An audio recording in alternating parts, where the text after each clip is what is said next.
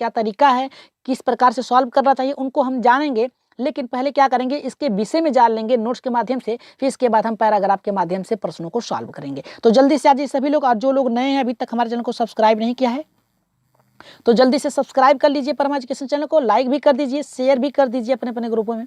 Share तो कर ही देते हैं, कहना नहीं पड़ता है, लेकिन एक बार फिर कह रहे हैं कि एक बार शेयर कर दीजिए अपने अपने ग्रुपों में, ताकि अधिक से अधिक लोग हमारे चैनल से जुड़ सकें। और लाइक तो बनता है, लाइक तो बनता है, आप सभी लोगों का एक लाइक बनता है, तो जल्दी से लाइक कर दीजिए सभी लोग, ठीक है, लाइक कर दीजिए सभी लोग। फिर इसके बाद हम अपने प्रश्नों पे आगे बढ़ेंगे। तो पहले इसके बाद नोट्स बना लें, नोट्स पे थोड़ा ध्यान दीजिएगा अच्छे से कि आखिर अपठित गद्यांश होता क्या है। देखिए अपठित गद्यांश जो होता है इसका अर्थ होता है ऐसा, देखिए अपठित गद्यांश का अर्थ गद्य के ऐसा अंग जिसे पहले पढ़ा गया हो, ठीक है, पहले पढ़ा गया हो, उसका इसका मुख्य उद्देश्य किसी भी विषय को समझने, उसका अर्थ यहाँ पे संपूर्ण अर्थों के विश्लेषण करने तथा उसके भाषा समझें, ठीक है, संबंधित ज्ञान को परखना, ठीक है, भाषा संबंधित ज्ञान को परखना। इसके अतिरिक्त शिक्षार्थियों की सामाजिक बौद्धिक क्षमता, अभिरुचि एवं योग्यता का प्रशिक्षण करना ही इसका उद्देश्य होता है। तो याद रखिएगा अपठित गद्यांश क्या होता है। अपठित गद्यांश का अर्थ होता है कि गद्य का ऐसा अंक जिसे पहले पढ़ा गया हो, उसका उद्देश्य, उसकी जो संपूर्ण अर्थ है, उसके आधार पर प्रश्नों को सॉल्व किया जाए। और याद रखिएगा जितना पैराग्राफ दिया रहता है उसके अंदर ही जितने भी प्रश्न होते हैं उसके उत्तर छुपे होते हैं, उससे बाहर एक भी आपसे नहीं पूछेगा। आगे बढ़ते हैं, यहाँ पे क्या हमें योग्य रखना है, क्या हमें देखना है, उन सब पे पहले देख लेंगे, फिर इसके बाद अपने प्रश्नों पे आगे बढ़ेंगे, ठीक है। चलिए देखते हैं क्या क्या हमें यहाँ पे ध्यान देना है। देखिए पहला करा गद्यांश संबंधित कुछ महत्वपूर्ण, यहाँ पे करा प्रश्नों को हल करने पे ध्यान योग्य बातें। तो क्या क्या आपको ध्यान रखना है, तो पहला यहाँ पे क्या कह रहा है, देखिए सर्वप्रथम दिए गए गद्यांश को भली भांति पढ़ के उसके मूल भावों को अच्छी तरह समझ लें। देखिए यहाँ पे कहा है कि पहले यहाँ पे सर्वप्रथम आप गद्यांश को पढ़ लें, लेकिन आपको एग्जाम में बैठने पर आपके पास टाइम नहीं होगा, ठीक है। तो पहले क्या करेंगे, आप सर्वप्रथम प्रश्न को पढ़ेंगे। क्या पढ़ेंगे, सर्वप्रथम प्रश्न को पढ़ेंगे। फिर इसके बाद अगर प्रश्न आप पढ़ रहे हैं तो क्या है, तुरंत आप पैराग्राफ में देखेंगे, तुरंत वहां पे अंडरलाइन कर देना है, आपको क्या करना है, अंडरलाइन कर देना है। दूसरा करा है कि गद्यांश में वर्णित महत्वपूर्ण विचारों एवं विशिष्ट शब्दों को ढूंढने का प्रयास करेंगे, यानी जो भी उसमें सबसे उपयुक्त तरीका है, जो सबसे महत्वपूर्ण है, उसे ढूंढेंगे। फिर इसके बाद ये कह रहा है हमारा तीसरा कि यह यदा, ये करा ये सदा होगा, सदा याद रखना चाहिए, सदा होगा यहाँ पे जी, यह सदा याद रखना चाहिए कि वह बौद्ध के, यहाँ पे बौद्ध के अंतर्गत पूछे गए सभी प्रश्नों के उत्तर दिए गए गद्यांश में ही विद्यमान होते हैं। अतः एकाग्रचित होकर प्रश्नों के उत्तर ढूंढने का यहाँ पे गद्यांशों के बार बार पढ़ना चाहिए। याद रखिएगा जितना भी प्रश्न पूछे रहेगा वो क्या होगा, आपके गद्यांश के अंतर्गत ही आएगा, उसके बाहर एक भी प्रश्न नहीं पूछेगा। अब जितना भी प्रश्न वो पूछा है सब गद्यांश के अंदर ही आ जाएगा, ठीक है। तो आपको बहुत ही अच्छे तरीके से उसे गहन रूप से देखना है, एक भी प्रश्न बाहर से नहीं होगा, बस उसका अर्थ थोड़ा सा चेंज रहेगा। अब देखिए तीसरा हमारा क्या कर रहा है, चौथा हमारा ये कर रहा है, देखिए ये प्राय अवबोध के प्रश्नों में गद्यांश के शीर्षक संबंधित प्रश्न भी पूछे जाते हैं, इसलिए सभी अभ्यर्थी को गद्यांश के निहित केंद्रीय भाव को भली भांति समझना। देखिए क्या है कि जब पैराग्राफ आपको दे देगा, पैराग्राफ के शीर्षक के बारे में भी आपसे पूछेगा कि इसका शीर्षक क्या है। तो सबसे पहले बात याद रखिएगा, जो शीर्षक होगा उसे आप लोग एकदम लास्ट में खोजिएगा, क्योंकि अगर उससे ढूंढने लगेंगे तो शीर्षक ढूंढने लगेंगे तो आप ये भूल जाएंगे कि आपको प्रश्न कितना सॉल्व करना है, ठीक है। तो आपको शीर्षक जो है एकदम लास्ट में आपको ढूंढना है, लेकिन उससे पहले प्रश्न जितने रहेंगे उसे। अब यहाँ पे देखिए क्या कर रहा है, गद्यांश पढ़ते समय सदैव रेखांकित पंक्तियां या शब्दों को ध्यानपूर्वक, अगर मान लीजिए यही दिया है, यहाँ पे दे दिया, यहाँ पे अंडरलाइन दे दिया, यहाँ पे अंडरलाइन दे दिया, यहाँ पे, तो आपको इन अंडरलाइनों को ध्यानपूर्वक देखना है, क्या कह रहा है, उसका अर्थ क्या है, वो कहना क्या चाह रहा है, इसे आपको ध्यानपूर्वक रखना है अपने दिमाग में, तभी आप प्रश्नों को क्या करेंगे, ढूंढ सकेंगे।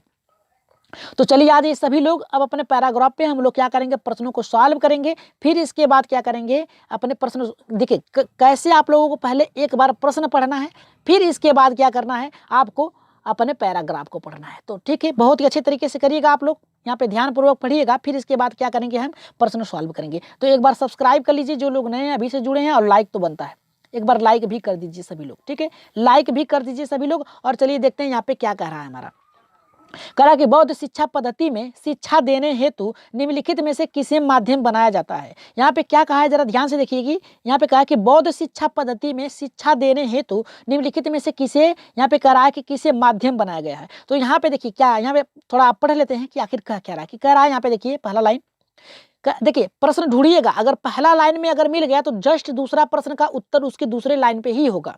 तो यहाँ पे क्या कहा है कि बौद्ध शिक्षा पद्धति का आरंभ स्वयं बुद्ध ने सरल एवं जन्मजात, यहाँ पे कह रहा है जन समाज की भाषा में जीवन के तत्वों के उपदेश एवं यहाँ पे कह रहा है जगह जगह चर्चा करके किया था। लोगों को शिक्षित करने के लिए महात्मा बुद्ध ने व्याख्यान, यहाँ पे देखिए क्या दिया, यहाँ पे व्याख्यान प्रश्न उत्तर प्रारंभिक उपमा दृष्टियान के को माध्यम बनाया था। तो हमारा देखिए यहाँ पे मिल गया, क्या मिला है यहाँ पे व्याख्यान प्रश्न उत्तर, याद रखिएगा क्या है व्याख्यान प्रश्न उत्तर, यानी हमारा क्या जाएगा पहले का, यहाँ पे देखिए मिल गया, यहाँ पे क्या जाएगा प्रश्न उत्तर भी है, यहाँ पे व्याख्यान भी है और यहाँ पे देखिए कथा भी है। तो इन तीनों मिल गए, तो हमारा पहले का राइट आंसर किसके साथ जाएगा, यहाँ पे चौथे के साथ जाएगा। ठीक है, यहाँ पे देखिए मिल गया आपको, कहाँ मिला है यहाँ पे व्याख्यान प्रश्न उत्तर और यहाँ पे दृष्टांत के, यहाँ पे कथा के माध्यम से। ठीक है, यहाँ पे मिला है जी, यहाँ पे देखिए आपको मिल गया है। ठीक है, यहाँ पे इस अंडरलाइन के अंदर मिल गया है, आपको व्याख्यान मिला है, प्रश्न उत्तर मिला है, प्रासंगिक उपमा दृष्टांत एवं कथा मिला है। तो प्रश्न उत्तर भी है हमारा, यहाँ पे व्याख्यान भी है और कथा भी है। तो इसका राइट आंसर किसके साथ जाएगा, यहाँ पे चौथे के साथ जाएगा। देखिए पैराग्राफ है तो प्रश्न आपको छोटे नजर आएंगे, क्योंकि यहाँ पे पैराग्राफ अगर हम बड़े कर रहे हैं तो याद रखिएगा आपका जो प्रश्न है कट जाएगा। ठीक है, तो आप लोगों को बस ध्यान से आप लोगों को पढ़ना है। ठीक है, बल्कि अपनी क्वालिटी जो है यहाँ पे उसको बढ़ा लीजिए, 360 पे कर लीजिए। ठीक है, 360 पे करके देख लीजिए, आपको ज्यादा अच्छे से नजर आएगा। ठीक है, तो इसका पहले का राइट आंसर जाएगा किसके साथ जाएगा, चौथे के साथ जाएगा। आगे बढ़ते हैं दूसरे प्रश्न पे। देखिए दूसरा प्रश्न हमारे बहुत ही अच्छा है, क्या करा है यहाँ पे कि प्रस्तुत गद्यांश का सर्वाधिक उपयुक्त शीर्षक निम्नलिखित में से क्या होना चाहिए। देखिए यहाँ पे शीर्षक पूछ दिया है, पहले ही पूछ दिया है शीर्षक, तो अगर मिल जा रहा है तो आप बहुत ही अच्छे से आप उसको पहले देख लीजिए, फिर अगर मिल जा रहा है तो तुरंत करिए, अगर नहीं मिल रहा है तो अगले प्रश्न पे बढ़ जाइए। तो पूछ देखिए ऑप्शन में क्या दिया है, बौद्धिक शिक्षा पद्धति, बौद्धकालीन शिक्षा विषय, और यहाँ पे तीसरा करा कि बौद्धकालीन प्रगति, और चौथा करा कि बौद्ध शिक्षा पद्धति। तो इसका राइट आंसर क्या होगा, जल्दी से यहाँ पे देखिए आप ऑप्शन में तुरंत ढूंढिए। यहाँ पे देखिए पहला करा कि बौद्ध शिक्षा पद्धति का आरंभ, देखिए यहीं पे मिल गया, आपका आगे बढ़ने की जरूरत नहीं है। बौद्ध शिक्षा पद्धति यहीं पे मिल गया, हमें आगे बढ़ने की जरूरत ही नहीं पड़ी, हमें तो यहीं पे मिल गया। क्या मिल गया, बौद्ध शिक्षा पद्धति। अब देखिए बौद्ध शिक्षा पद्धति कौन से ऑप्शन में है जी, यहाँ पे देखिए, यहाँ पे बौद्धिक शिक्षा पद्धति, ये तो नहीं होगा, यहाँ पे बौद्ध लिखा है, तो इसका राइट आंसर किसके साथ जाएगा, चौथे के साथ जाएगा। याद रखिएगा किसके साथ जाएगा, चौथे के साथ जाएगा, बौद्ध शिक्षा पद्धति। यहाँ पे देखिए पहले ही ऑप्शन मिल गया, इसका शीर्षक ही हो गया हमारा, उपयुक्त शीर्षक होगा कि बौद्ध शिक्षा पद्धति, यानी बौद्धों के द्वारा शिक्षा दी गई। ठीक है, यहाँ पे तो राइट आंसर यहाँ पे किसके साथ जाएगा हमारा, यहाँ पे चौथे के साथ जाएगा। बहुत ही अच्छे तरीके से इसको आप लोग क्या करिएगा, बहुत ही अच्छे तरीके से पढ़िएगा। अगर शीर्षक नहीं मिल रहा है तो आगे प्रश्नों पे आप बढ़ जाइएगा। ठीक है, अब आगे बढ़ते हैं यहाँ पे तीसरे प्रश्न पे। देखते हैं तीसरा क्या करा है, तीसरा भी बहुत ही अच्छा प्रश्न है, चलिए देखते हैं तीसरा क्या करा है जी। तीसरा देखिए क्या करा है कि बौद्ध शिक्षा पद्धति में किसे आध्यात्मिक जन्म माना गया है।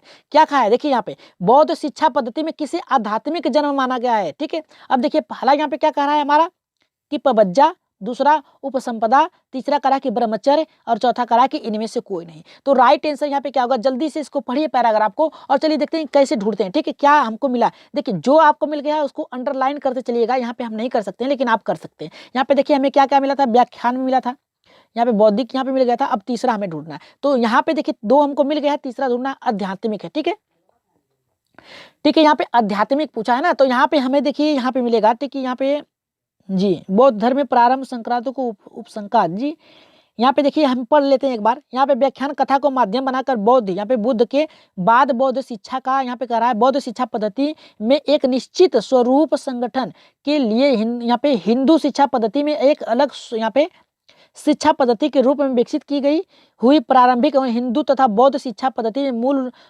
मूल में कोई भी विशेष अंतर नहीं था, किंतु बाद में आकर इन दोनों में शिक्षा प्रणालियों में आदर्श एवं पद्धति में विशेष रूप से उस पाठ्यक्रम में जो विषय रूप में उपासक की बजाय बौद्ध यहाँ पे भिक्षुओं के तथा यहाँ पे करा बहुत कम समानता रह गई, यानी इन सब में बहुत कम समानता रह गई। तो हमें ढूंढना यहाँ पे क्या है, यहाँ पे देखिए बौद्ध धर्म में शिक्षा प्रारंभ ब्राह्मणों के उपनिषद जी। यहाँ पे देखिए उपनयन में यहाँ पे भ्रांतियों होती है जिससे कि सम्मिलित किया गया है। तो यहाँ पे देखिए उपासक है यहाँ पे, तो हमें ढूंढना कहाँ है यहाँ पे जी, नजर तो नहीं आ रहा है। यहाँ पे संस्कार होगा इसका, देखिए बौद्ध शिक्षा पद्धति में किसी आध्यात्मिक बनाया गया है। तो यहाँ पे देखिए इसका यहाँ तक हम पढ़े थे, तो उस पाठ्यक्रम में जो विषय रूप में आम उपासक की बजाय बौद्ध भिक्षु भिक्षारियों के लिए था, बहुत कम समानता रह गई थी यहाँ पे बौद्ध धर्म में शिक्षा प्रारंभ संस्कार, ठीक है, यहाँ पे कहा है बौद्ध शिक्षा, जी हाँ, संस्कार के ब्राह्मणों के उपनयन संस्कार की यहाँ पे भांति भांति होता था। बौद्ध सीमित सम्मिलित होने के संस्कार आवश्यक थे, यहाँ पे आवश्यक थे। प्रथम यहाँ पे करा प्रथमा पंजीयन तथा दूसरा उपनयन, यहाँ पे उपसंपदा, ठीक है, उपसंपदा है। तो यहाँ पे देखिए क्या कहा है जी, यहाँ पे मिल गया हमारा उपसंपदा, यहाँ पे देखिए उपसंपदा मिल गया है। यहाँ पे राइट आंसर जो जाएगा हमारा यहाँ पे तीसरे का उपसंपदा है, लेकिन प्रथम, तो यहाँ पे प्रथम पूछा है ना, जन्म माना जाता है, किससे माना जाता है, तो यहाँ पे पवंजा, जी राइट आंसर यहाँ पे किसके साथ जाएगा, तीसरे के पहले के साथ जाएगा, किसके साथ जाएगा, यहाँ पे पहले के साथ जाएगा, पवज्जा होगा, ठीक है, राइट आंसर यहाँ पे पवज्जा जाएगा, एकदम जी एकदम पवज्जा जाएगा, क्योंकि यहाँ पे देखिए कहा है प्रथम, यहाँ पे कहा प्रथम, यहाँ पे प्रथमा जो था पवज्जा, दूसरा जो था संपदा, तो यहाँ पे प्रथम जो आएगा उसे ही तो माना जाएगा जन्म। तो इसका राइट आंसर यहाँ पे किसके साथ जाएगा, पहले के साथ जाएगा। आगे बढ़ते हैं चौथे प्रश्न पे। देखिए पैराग्राफ में आपको ढूंढना पड़ेगा, बस याद रखिएगा जो अंडरलाइन कर देंगे उसके नीचे ही मिलता जाएगा। तो हमारा देखिए क्या क्या मिल गया था, पहले उसको अंडरलाइन कर लेते हैं। हमारा व्याख्यान मिल गया था, यहाँ पे बौद्धिक भिक्षा पद्धति मिल गई थी, यहाँ पे हमारा क्या मिला था, यहाँ पे पवज्जा कहाँ गया भाई, जी यहाँ पे देखिए पवज्जा मिल गया। फिर इसके बाद हमें अब क्या ढूंढना है, अब हमारा चौथा करा बौद्ध भिक्षा बौद्ध शिक्षा पद्धति के संदर्भ में निम्नलिखित में से कौन सा कथन असत्य है, कौन सा कथन असत्य है। तो पहला करा 8 वर्ष की आयु के पश्चात ही यहाँ पे विद्यालय, यहाँ पे करा कि विद्यालय में प्रारंभ का संस्कार संपन्न किया जाता था, यानी प्रारंभिक, ठीक है, प्रारंभिक शिक्षा यहाँ पे देखिए बालकों को 8 वर्ष के बाद ही किया जाता था, वहाँ पे शिक्षा प्रारंभ करने के लिए भेजा जाता था। तो यहाँ पे देखिए अंडरलाइन के नीचे ही हमें मिल गया कि 8 वर्ष से अधिक वाले लोग बालकों को व्यक्ति को शिक्षा दी जाती थी। तो ये तो मिल गया, यानी हमारा पहला सही है। यहाँ पे पूछा क्या, असत्य पूछा है। व्यक्ति को 3 प्रकार की शरण की शपथ दिलाई जाती थी। यहाँ पे कितने प्रकार की दिलाई जाती थी, 3 प्रकार की। देखिए इसके जस्ट लाइन में आ जाइए, संरक्षक की अनुज्ञा इसके लिए आवश्यक थी, 3 प्रकार की शपथ। यहाँ पे देखिए क्या है हमारा, यहाँ पे 8 मिल गया था, यहाँ पे 3 मिलेगा, 3 प्रकार की शपथ दिलाई जाती थी। चौथा का तीसरा करा कि 10 यहाँ पे धर्मादेशों की मनाही थी। यहाँ पे करा कि शपथ धर्म आदेश के लिए दिया जाता था।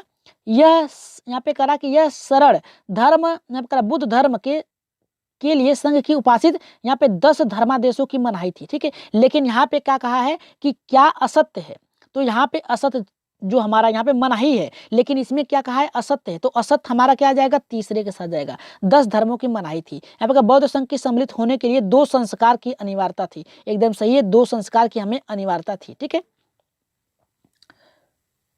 जी। इसका राइट आंसर किसके साथ जाएगा, तीसरे के साथ जाएगा। अगर बात कर दिया जाए कि 10 धर्मादेश की मनाही कौन कौन सा था, तो परिवार जीवन था, दूसरा ऐसी वस्तु ग्रहण करना जो दीन न हो, और तीसरा अशुद्ध आचरण, चौथा जो था झूठ बोलना, चौथा मादक द्रव्यों की सेवन, चौथा असमय, यहाँ पर करा कि असमय भोजन, यानी कभी भी भोजन आप कर सकते, तो ऐसा नहीं, टाइम से आपको भोजन करना है। कब करना, टाइम से भोजन करना है।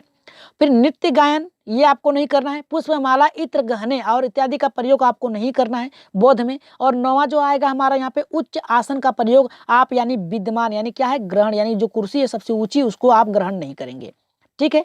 फिर आपको धरती पर ही बैठना है, ठीक है, यानी नीचे ही बैठना है, ठीक है। और यहाँ पे जो 10वां आएगा सोना एवं चांदी की प्राप्ति अगर कोई आपको दे रहा है तो नहीं लेना है। ये 10 मनाही थी, तो यही हमारा 10 मनाही जो था यहाँ पे राइट आंसर। असत्य है तो यही आपको नहीं मानना है। तो राइट आंसर यहाँ पे किसके साथ जाएगा, तीसरे के साथ जाएगा जी। यहाँ पे निगेटिव पूछा है लेकिन उसका अर्थ वही होगा, ठीक है। वहां पे आपको उसको नहीं लेना है, तो असत्य था, ठीक है। वहां पे मनाही थी तो वहां पे दिया है कि लेना है कि नहीं लेना है, इसके आंसर था। तो यहाँ पे देखिए 5वां क्या करा कि बौद्ध शिक्षा पद्धति का आरंभ स्वयं बुद्ध, सॉरी यहाँ पे तो हम पैराग्राफ पढ़ने लगे। 5वां हमारा क्या करा कि संरक्षक की अनुमति किसके लिए आवश्यक थी। तो पहला करा है यहाँ पे कि शिक्षा के आरंभिक संस्कार है, तो दूसरा करा है कि व्यक्ति के वेद, यहाँ पे करा है वेद की शिक्षा देने के लिए, तीसरा करा है उपरोक्त दोनों, चौथा करा है कि इनमें से कोई नहीं। तो जल्दी से कमेंट कर दीजिए, सभी लोग कमेंट करिए, सही सही उत्तर सबका दीजिए, ठीक है। सही सही उत्तर दीजिए, सभी लोग उत्तर दीजिए, ठीक है जी। इसका राइट आंसर क्या जाएगा, जल्दी से इसका कमेंट कर दीजिए तो आप लोग जी, कमेंट करिए, एक बार पैराग्राफ पढ़िए आप लोग जी। इसका राइट आंसर जो जाएगा हमारे यहाँ पे किसके साथ जाएगा, जल्दी से यहाँ पे देखिए, चलिए पढ़ लेते हैं। यहाँ पे क्या करा, संरक्षक की बात किया है, ठीक है जी। चलिए देखते हैं पैराग्राफ में क्या है, आप लोग उत्तर देते रहिए।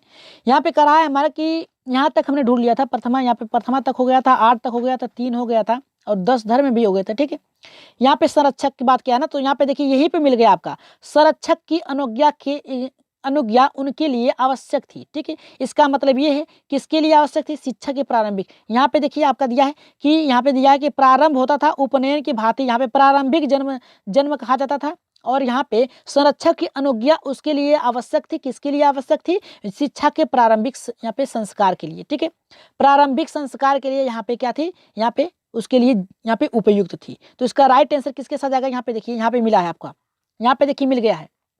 महात्मा बुद्ध ने ऊपर से दूसरे लाइन पे देखिए, महात्मा बुद्ध ने व्याख्यान प्रश्न उत्तर प्रारंभिक उपमा, यहाँ पे कहा है ना, उपमा एवं कथा को माध्यम बनाकर यहाँ पे बताया था। शिक्षा, यहाँ पे बौद्ध शिक्षा पद्धति भी एक निश्चित स्वरूप संगठन है। ये हिंदू शिक्षा पद्धति के लिए अलग स्वतंत्र का शिक्षा है। यानी क्या है कि शिक्षा के प्रारंभ संस्कार से होना चाहिए। ठीक है, याद रखिएगा, संस्कारों से होना चाहिए। यहाँ पे देखिए दिया है, यहाँ पे सम्मिलित होने के लिए 2 संस्कार आवश्यक थे। तो 2 संस्कार आवश्यक थे। यहाँ पे कौन सा था, यहाँ पे शिक्षा के प्रारंभिक संस्कार, दूसरा व्यक्ति में वेद की शिक्षा देने के लिए। तो आपको वेदों की शिक्षा न देकर संस्कारों की शिक्षा देनी थी। तो यहाँ पे राइट आंसर किसके साथ जाएगा, यहाँ पे पहले के साथ जाएगा। ठीक है, आगे बढ़ते हैं। यहाँ पे जी पहला ही होगा, दूसरा नहीं होगा। ठीक है, दोनों नहीं होगा।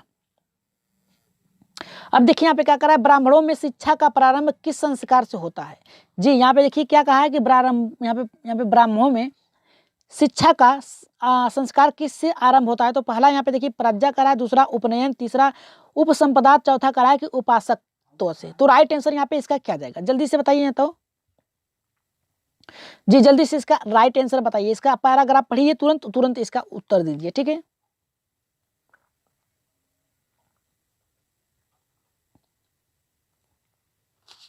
जी उत्तर देते रहिए आप लोग।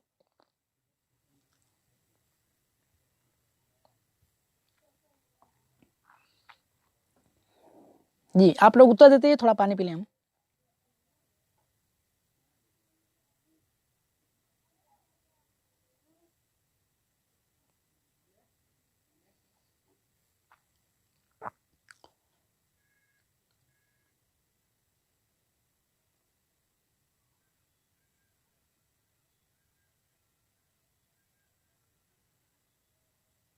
जी चलिए देख लेते हैं यहाँ पे क्या दे रहा है उत्तर हमारा। यहाँ पे क्या होगा, यहाँ पे देखिए, यहाँ से पढ़िए आप लोग, यहाँ से इस लाइन से पढ़िए कि यहाँ पे देखिए कह रहा है कि भिक्षु भिक्षाणियों के लिए था बहुत कम समानता रह गई थी। बौद्ध धर्म में शिक्षा प्रारंभ संस्कार ब्राह्मणों की उपनयन संस्कार की थी। किसकी थी, उपनयन की थी। तो अब देखिए ऑप्शन में कहाँ उपनयन है, तो जल्दी से देख लीजिए, पहला है क्या, दूसरा है क्या, तीसरा है या फिर चौथा। तो इसका जो राइट आंसर देखिए यहाँ पे दिया है, यहाँ से आपको यहाँ पे देखिए प्रारंभिक शिक्षा मिल रही है। किस पे मिल रही है, यहाँ पे राइट आंसर जाएगा उपनयन से। ठीक है, राइट आंसर जाएगा आपका किसके साथ जाएगा, उपनयन से जाएगा। आगे बढ़ रहे हैं, उत्तर देते रहिए आप सभी लोग। ठीक है, 7वें प्रश्न पे बढ़ते हैं। ये देखिए आपके आगे समास उपसर्ग प्रत्यय से। ठीक है, यहाँ पे व्याकरण आपको आना चाहिए, याद रखिएगा।